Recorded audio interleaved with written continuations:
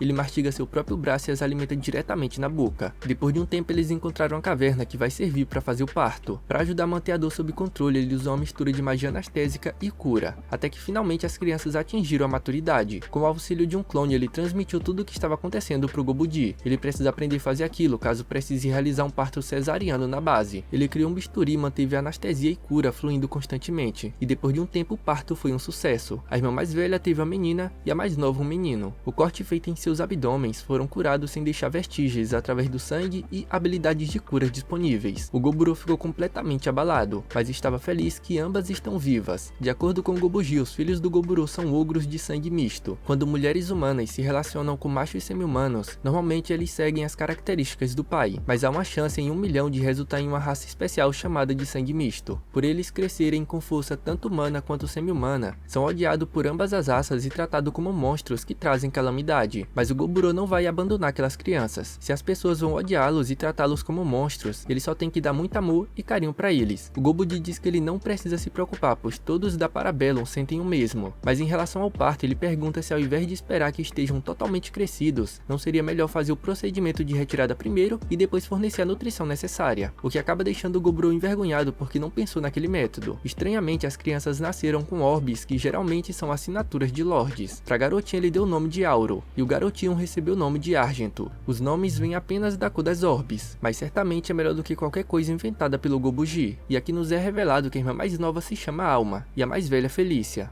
No 112º dia, ele saiu sozinho para explorar a região em busca de presas poderosas e desconhecidas. Foi quando ele se deparou com uma criatura majestosa, um veado branco. Pela aparência daquela criatura, o Goburo sabe que só tem 30% de chance de vitória mesmo usando todas as suas habilidades. Mas o veado branco apenas larga seus chifres e vai embora. Ele não tem dúvida de que aqueles chifres têm algum tipo de habilidade, mas ele vai deixar para as crianças. Um pouco mais adiante, ele encontrou um grupo de humanos e demi-humanos lutando contra Fomorianos. Aquele grupo é a força de combate mais forte que ele encontrou nesse mundo. Eles até conseguiram derrotar 4 Fomorianos, mas eventualmente acabaram ficando exaustos. Então, o Goburo intervém e derrota o chefe Fomoriano com um ataque furtivo. Ele até pensa em enfrentar aquele grupo, mas quando ele viu o chefe do grupo, veio a ideia de que talvez aquele grupo poderia derrotar o chefe Fomoriano. Portanto, o Goburo toma uma decisão de amizade, lhes dando algumas poções de cura. Em seguida, ele guarda o corpo do chefe Fomoriano e vai embora. Com a habilidade de premonição da morte, o líder do grupo viu que todos eles teriam morrido se tivessem enfrentado o Goburo. Enquanto voltava, ele mastigou o chefe Fomoriano e aprendeu as habilidades: Mal Olhado Mortal, Força Exagerada, Poder do Rei Gigante, Dignidade do Rei Gigante, Sabedoria do Rei Gigante e blá blá blá. Já na caverna, as crianças já estavam chamando o papai e aprenderam a andar. Ele aproveitou para alimentá-los com o chifre do veado branco, o que pareceu dar um aumento de força significativo para eles. Aproveitando, ele e a Ruivinha também comem um pouco do chifre do veado branco, e apenas um fragmento deu a ele 2 habilidades que ele não pôde identificar, e a Ruivinha ganhou a ocupação de devoradora de bestas sagradas. À noite, enquanto dormia, apareceu a mensagem de evolução. Os valores de níveis foram excedidos. O avanço evolutivo para Lorde Apóstolo espécie extinta é possível, e como sempre ele sonolento não dá tanta atenção e apenas confirma que sim. 2 dias depois, a caminho da capital, a ferreira e a alquimista estavam prestes a dar luz, e como essa é a segunda vez, o Goburo está mais calmo porque ele já sabe o que precisa ser feito. Algumas horas mais tarde, elas já haviam dado a luz e estavam bem. A alquimista se chama Spinel, e a ferreira Emery. Ao filho da Emery, um ogro superior, ele deu o nome de Oniwaka, e a filha da Spinel, uma garotinha humana, recebeu o nome de Nicola. No dia 115, eles chegaram na cidade Purgatório. Lá, a princesa se fantasiou porque estão chegando perto da capital e seria problemático se a reconhecessem pelo caminho. Em seguida, ele vai até a guilda de aventureiros para coletar informações. Os aventureiros locais, vendo que o Goburo parece forte, perguntam se ele gostaria de treinar com eles. O Goburo acha interessante e coloca os 3 lords para treinar com eles, e se os aventureiros ganhar, ele vai presenteá-los com 5 placas de prata. Depois de um tempo, os lords conseguem derrotar todos. O Lorde de Cabelo Azul fica muito feliz que eles conseguiram ficar mais forte. O Goburo aproveita para apresentar seu grupo de mercenários. Depois, ele, a Ruivinha e a Gobumi saíram para fazer compras, e ele conseguiu encontrar um item bem raro naquele mundo, uma câmera fotográfica. Assim que ele voltou para a hospedaria, naturalmente tirou muitas fotos dos seus filhos. À noite, ele entrou em contato com todos os grupos que saíram da vila, mas quando ele foi ver o grupo do Gobukti, por algum motivo ele viu a própria morte. No dia seguinte, ele pediu à princesa para fazer um desvio porque está preocupado com seus companheiros que estão na cidade do Labirinto Grifos. A princesa disse que tudo bem, afinal eles estão adiantados para chegar na capital. No 117º dia, eles pegaram a estrada para a cidade do Labirinto Grifos. No caminho, ele notou algo de estranho com a Gobumi. Ela está frustrada que até agora não conseguiu evoluir para a forma seguinte, e apesar de amá-lo muito, ela ainda não lhe deu um filho, mas o Goburo a conforta dizendo que nunca, jamais vai abandoná-la. No dia 118, durante a tarde, eles chegaram na cidade do Labirinto Grifos. Lá, ele encontrou o Gobukti e a Gobue evoluídos. O Goburo pede uma explicação de como o Gobukti acabou matando ele. Acontece que no andar mais profundo daquela masmorra, eles encontraram um monstro chamado de Espelho da Mente. Ele basicamente tinha a habilidade de assumir a aparência do oponente mais forte que a pessoa que o encontrou pudesse imaginar. Durante a luta, o Gobukti acabou morrendo, mas essa era uma condição para ele evoluir. Contanto que ele receber a benção de um deus, ele pode voltar à vida. E nesse momento ele recebeu a benção do deus do relâmpago, evoluindo para uma nova forma de Minotauro. Assim ele conseguiu eliminar o Espelho da Mente. A Gobue evoluiu para uma variante de Lorde da Terra. Como sempre, o Gobukti pede para lutar contra o Goburo. Ele estava bem confiante dessa vez. Com a ajuda da sua bênção, agora ele pode manipular o fogo e o relâmpago ao mesmo tempo. O Goburo pode ignorar os relâmpagos graças à anulação de ataques elétricos, mas a resistência que ele tem ao fogo não será suficiente para resistir aos ataques do Gobukti. Então, o Goburo ativa o poder adamantino transcendental. Essa habilidade amplia enormemente todos os seus atributos. Em seguida, ele faz um combo com a dança das 1000 lâminas. O Gobukti levanta uma parede de chamas e salta contra-atacando com uma habilidade que tem um grande poder destrutivo. Quando ele se dá conta, fica preocupado com o que acabou de acontecer acontecer porque pode ter ferido algum companheiro que estava assistindo a luta, mas o Goburo controlou o ataque no último segundo para concentrar a maior parte do ataque no centro da arena. O Goburo pode se curar de qualquer coisa em pouco tempo, mas ele pode ter ferido alguma pessoa comum nesse ataque. Portanto, o Goburo ataca com um combo de habilidades mandando o Gobukti e esfriar a cabeça. Após se despedirem do grupo do Gobukti, 3 dias depois eles chegaram na capital. Chegando ao palácio, a princesa agradece pelo trabalho de escolta bem feito. Ela preparou uma recompensa especial para refletir essa gratidão e pede para que todos eles passem a noite ali no palácio. No outro dia, além do pagamento combinado, a princesa também lhe dá um papel comercial com sua assinatura e reconhecido pelo rei. Com isso ele terá acesso livre pela capital. Ele a questiona se está tudo bem ela dar algo assim para alguém aleatório que ela mal conhece, mas ela tem uma boa noção do caráter dele. Seja nos negócios ou na batalha, ele sempre faz o mínimo de esforço necessário para obter os resultados ideais, sendo altamente eficiente em todos os momentos. Além disso, ele mede cuidadosamente o risco e a recompensa para tomar a decisão apropriada. Então ela duvida que tal ser seria tolo bastante de querer ser inimigo do reino. O Goburo fica surpreso que ela estava se fazendo de inocente, mas que na verdade o estava avaliando esse tempo todo. Depois eles pegam a estrada para voltarem para casa, mas o Goburo deixou seus clones espalhados pela capital. No caminho ele nota que a Gobumi ainda está incomodada com sua falta de força, então ele oferece lhe ajudar com o treinamento. Dito isso, ele invoca alguns gigantes com a invocação de gigante inferior, e a Gobumi passa o dia treinando até ficar completamente exausta ao ponto de desmaiar. Mais tarde naquela noite, apareceu a mensagem de evolução para Gobumi. No 125º dia, ele é acordado pela Gobumi, que agora é uma variante de nobre vampiro, que a deixou muito feliz. Ele também ficou muito feliz pela evolução dela, porém, mais importante, ele está feliz em ver que ela consegue rir novamente. No dia 126, finalmente eles chegaram na floresta Kudel, e ficam surpresos ao ver a reforma que fizeram na caverna, além de que também aumentaram o campo de plantio. A Dríade também se mudou para a caverna e está cuidando de plantar os vegetais e frutas. De agora em diante, ele pode chamá-la de Doriane. Eles aceitaram outra espécie para morar com eles. Apesar de não serem muito bons em combate, são excelentes com a mão de obra, além de serem fofinhos. De repente, o Gobudi vem avisar que o Gobuji foi hospitalizado e que não lhe resta muito tempo de vida. Então ele vai até o Gobuji apresentar seus filhos. Ele fica feliz que aquele pequeno Goburo que ele segurou em seus braços já tem seus próprios filhos. Goburo conta que agora ele é um Lorde Apóstolo e vai usar o nome de Apuro. E como o Gobukti é uma nova espécie de Minotauro, ele vai se chamar de Minokti. A Gobumi vai ser chamada de Kanami e a Gobue vai continuar como Terrai. O Gobuji está contente de ter conseguido falar com ele em seu último momento, até que infelizmente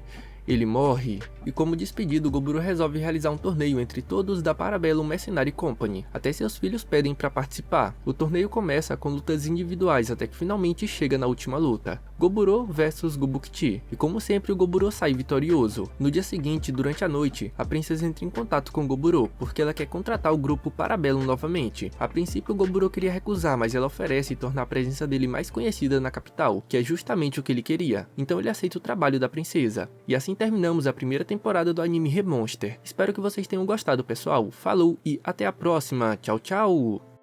Acabou, pessoal!